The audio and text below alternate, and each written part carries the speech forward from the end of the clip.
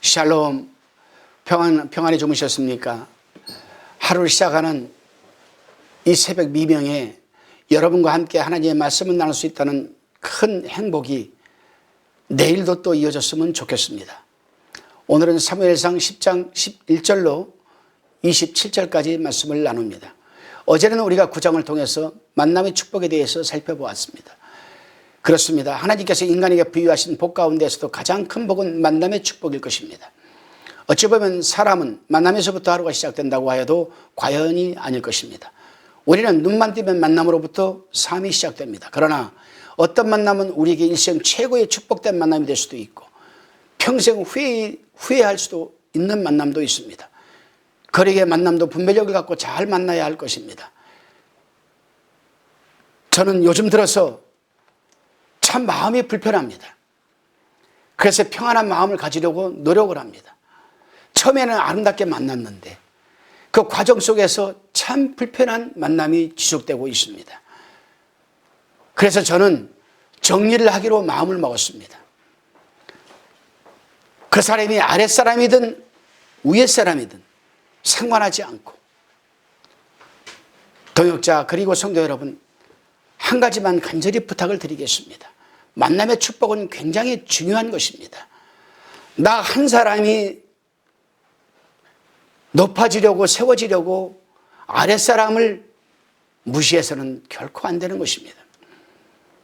위에사람이든 아랫사람이든 상대를 높여주기 위해서 헌신하고 봉사하며 섬겨야 되는 것이 아니겠습니까?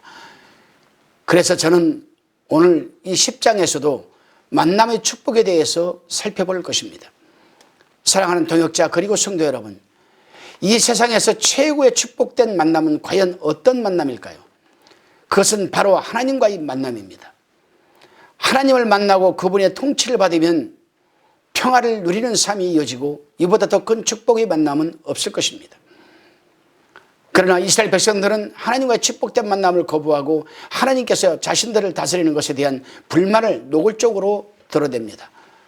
그리고는 자신들을 다스릴 왕을 세워달라고 사무엘에게 요청을 하자 결국 베냐민 지파 기스의 아들 사울에게 기름을 부어 왕으로 세우게 됩니다. 본문 1절입니다. 이에 사무엘이 기름병을 취하여 사울이 머리에 붓고 입맞추어 가로되 여호와께서 내게 기름을 부으사 그 기업의 지도자를 삼지 아니하셨느냐.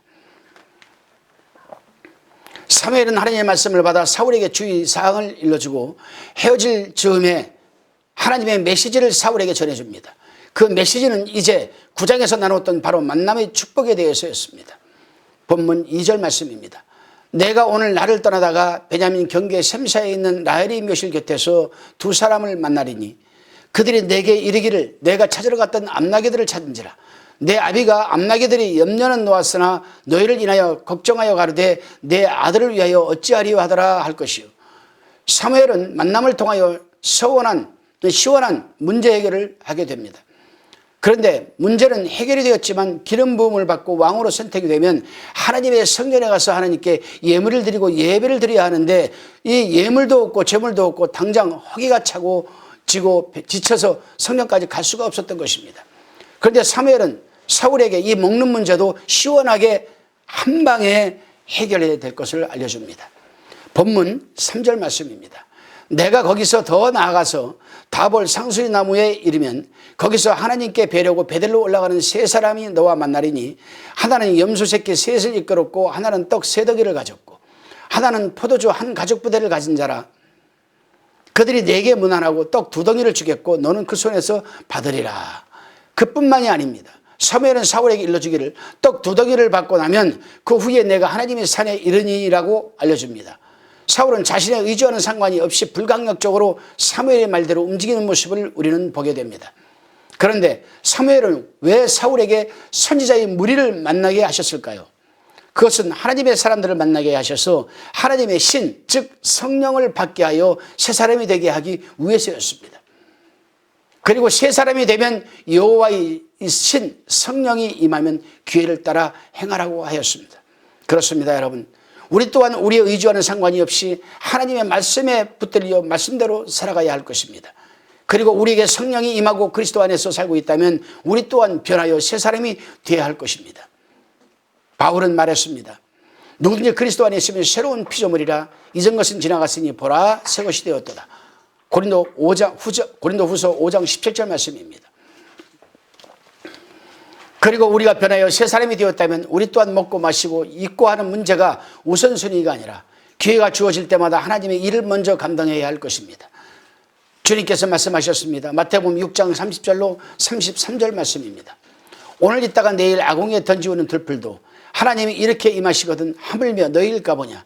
믿음이 적은 자들아 그러므로 염려하여 이르기를 무엇을 먹을까 무엇을 마실까 무엇을 입을까 하지 말라. 이는 다 이방인들이 구하는 것이라 너희 천부께서 이 모든 것이 너희에게 있어야 할 줄을 아시느니라.